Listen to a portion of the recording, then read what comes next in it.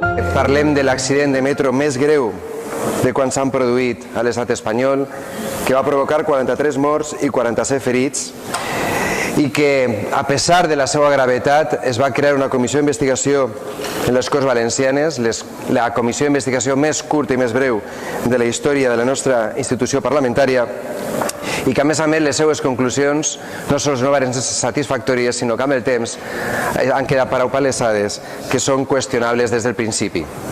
La proposta d'acord d'aquesta moció que presentem conjuntament instar a les Corts Valencianes a que creen una nova comissió d'investigació, que aquesta comissió d'investigació es creen garanties, que dure el temps que calga, averigüe, investigue fins al final, caiga qui caiga, què va passar abans, durant i després de l'accident, que es depuren les responsabilitats polítiques que encara es poden depurar, i jo afegiria morals i ètiques, i que a més es prenguen mesures preventives per a que en un futur això no torni a pasar.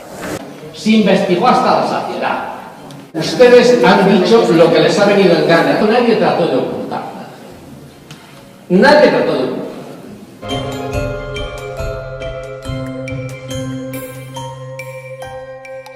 L'Associació de Víctimes del Metro s'han adreçat al conjunt de les forces polítiques valencianes per a que en tots els ajuntaments es presenti una moció d'aquest tipus, a totes, a les 4 que estem així de presentades.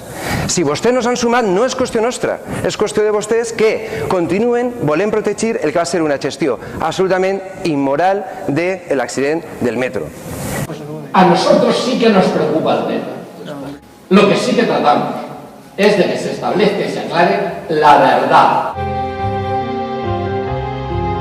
Tenim el deute moral de que aquests familiars puguen passar pàgina d'aquest trist fet.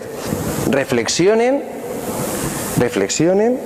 i sàpiguen que és una petició no de l'oposició, sinó de la dignitat, la justícia i de les famílies de les víctimes.